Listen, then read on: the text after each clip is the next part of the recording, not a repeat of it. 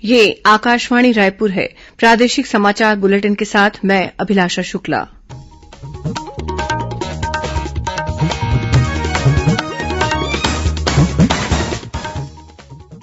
और अब पेश है आज के मुख्य समाचार। मुख्यमंत्री कल शाम 12 विधायकों को संसदीय सचिव पद की शपथ दिलाएंगे। प्रदेश में आज 109 कोरोना संक्रमित मरीज मिले। राजधानी में सबसे ज्यादा 65 मरीजों की पुष्टि। सीबीएसई ने 12वीं की परीक्षा के नतीजे घोषित किए। 88% से अधिक छात्र छात्राएं उत्तीर्ण हुए। और राजनांदगांव पुलिस ने माओवादियों द्वारा जंगल में छिपाकर रखे गए हथियारों का जखीरा और अन्य माओवादी सामग्री बरामद की।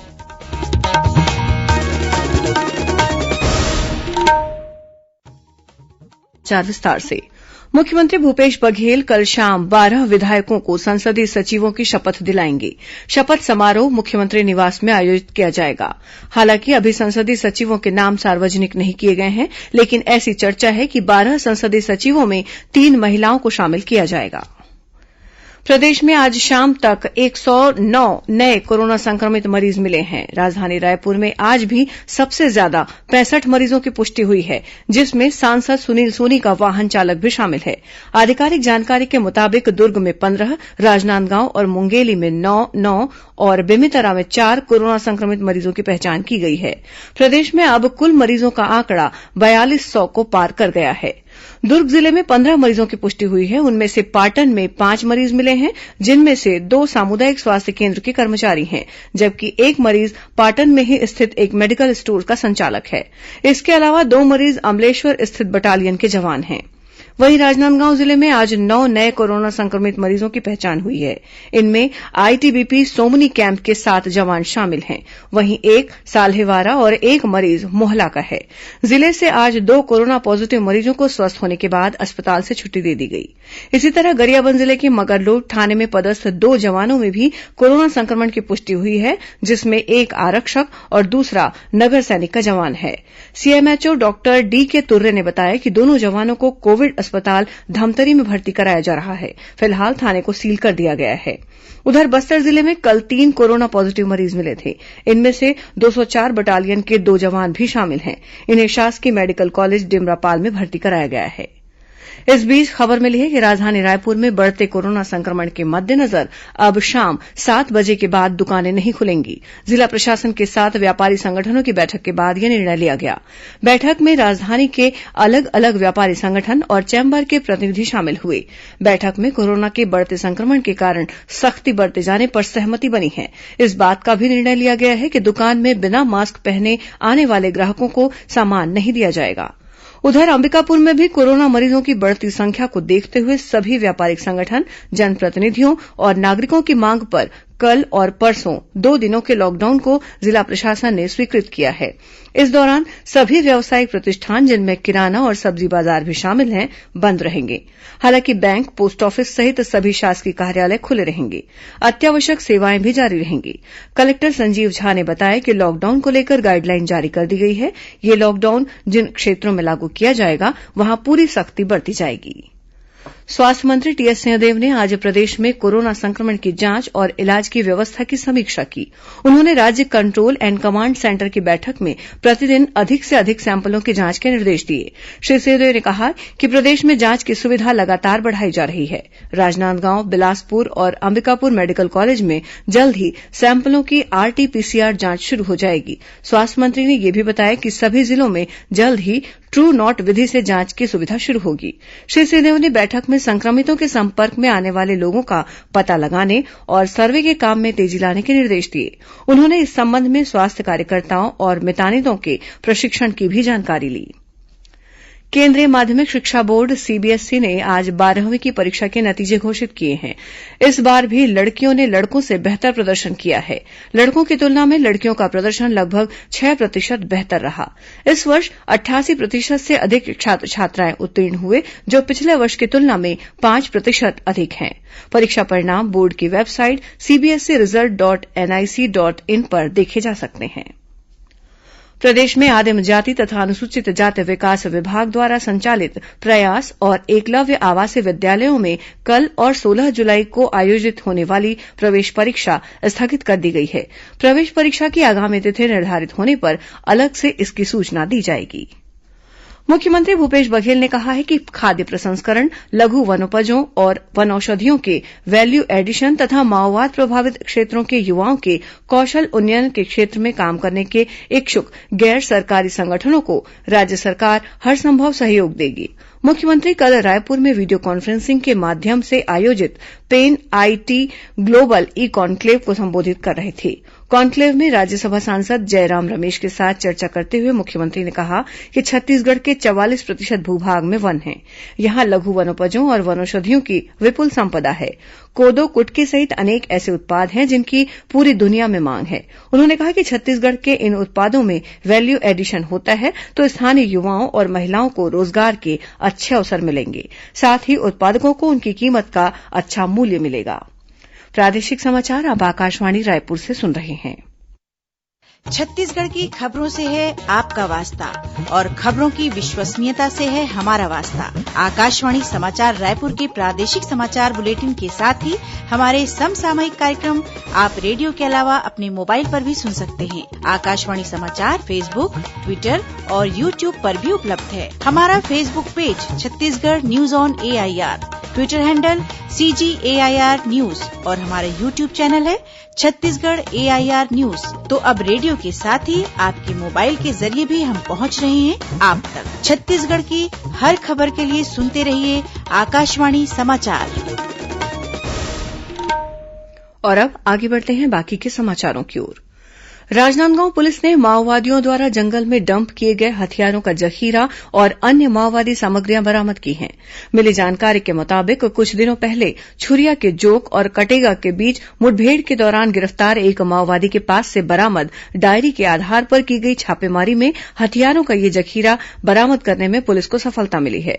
पुलिस अधीक्षक जितेंद्र शुक्ला ने बताया कि जिला पुलिस बल, छत्तीसगढ़ सशस्त्र बल, डिस्ट्रिक्ट रिजर्व गार्ड DRG और BDS की संयुक्त टीम गातापार और बाघ नदी क्षेत्र में तलाशी अभियान पर निकली थी। इस दौरान घोदे बल्ली, मांगी खोली और छुईपानी के जंगल में गिरफ्तार माओवादी द्वारा बताए गए 5 अलग अलग जगहों पर डंप बरामद किया गया, जिनमें 2 डंप खाली पाए गए। वहीं अन्य 3 डंप में स्टील डिब्बे के अंदर पिस्टल के 114 कारतूसों के साथ ही AK-47 की गोलियां, wireless, walkie talkie set, detonator, polythene, diary और अन्य माओवादी सामग्रियां बरामद की गई हैं। प्रदेश में चालू खरीफ वर्ष के अंतर्गत पुनर्गठित मौसम आधारित फसल बीमा योजना लागू की गई है। इसके तहत ऋणी और अऋणी किसान परसों 15 जुलाई तक लोक सेवा केंद्र, बैंक शाखा, सहकारी समिति या बीमा कंपनी के प्रतिनिधि से संपर्क कर अपनी उद्यानिकी फसलों का बीमा करवा सकते हैं। चयनित उद्यानिकी फसलों का बीमा कराए जाने के लिए किसानों को उन फसलों के लिए निर्धारित ऋणमान की 5% राशि देनी होगी। प्रीमियम की शेष राशि शासन द्वारा वहन की जाएगी।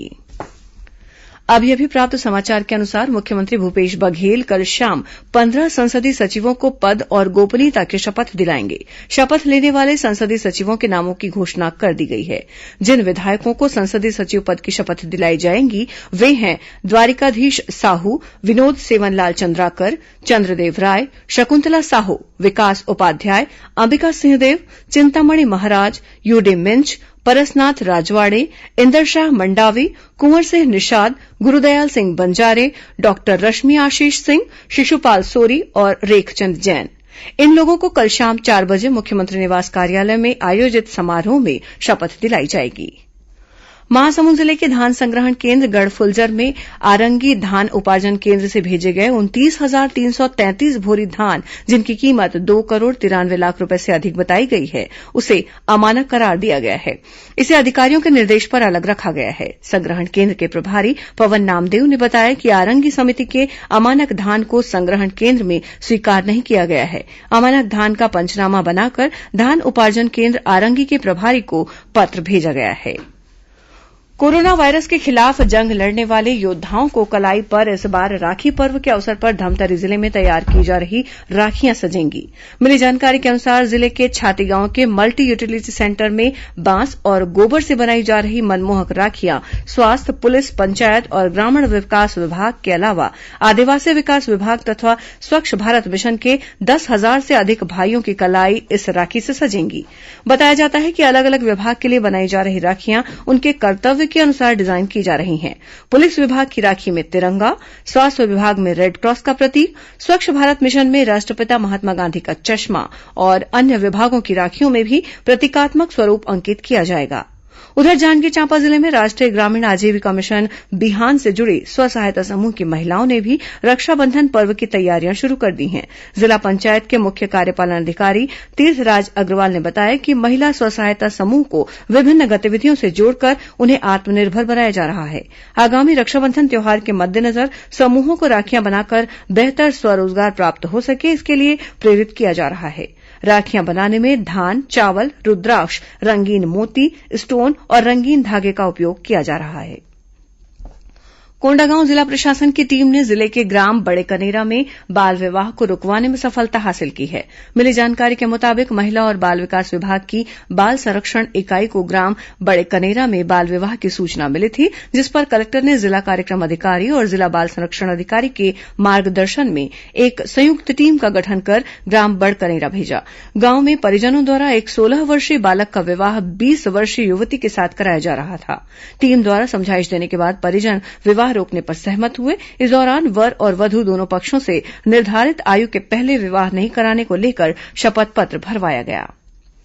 विधानसभा अध्यक्ष डॉक्टर चरणदास महंत ने जनसंख्या स्थिरीकरण पखवाड़े के तहत कल जांजगीर से प्रचार वाहन को हरी झंडी दिखाकर रवाना किया। इस रथ के माध्यम से आपदा में भी परिवार नियोजन की तैयारी, सक्षम राष्ट्र और परिवार की पूरी जिम्मेदारी की थीम पर परिवार नियोजन के प्रति लोगों को जागरूक किया जाएगा। साथ ही पोस्टर और ध्वनि विस्तारक यंत्र के माध्यम से परिवार नियोजन के उपाय के बारे में जानकारी दी जाएगी। अब पेश है मौसम का हाल। मौसम विभाग ने प्रदेश में आगामी 24 घंटों के दौरान 1-2 स्थानों पर भारी वर्षा होने और आकाशीय बिजली गिरने की चेतावनी दी है। प्रदेश के अधिकतर स्थानों पर आज भी हल्की से मध्यम बारिश होने की खबर है।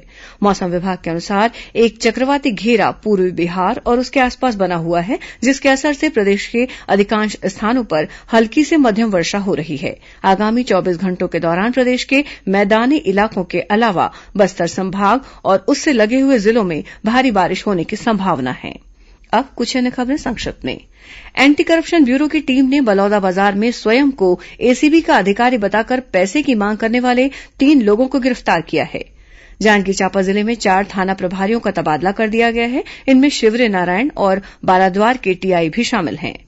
महासमुंद जिले में जिला अंत्यावसायी सहकारी विकास समिति द्वारा अनुसूचित जाति जनजाति, सफाई कामगार और अल्पसंख्यक वर्ग के लोगों को स्वयं का रोजगार स्थापित करने के लिए पात्र हितग्राहियों से आगामी 25 जुलाई तक आवेदन आमंत्रित किए गए हैं।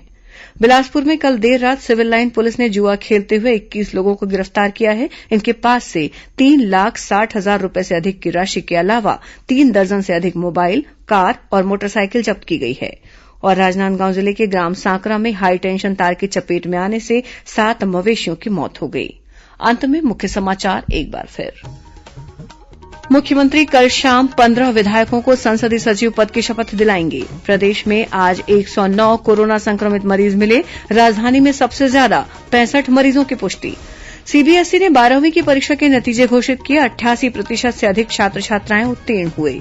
और राजनांदगांव पुलिस ने माओवादियों द्वारा जंगल में छिपाकर रखे गए हथियारों का जखीरा और अन्य माओवादी सामग्री बरामद की। इसी के साथ प्रादेशिक समाचार बुलेटिन समाप्त हुआ। नमस्कार।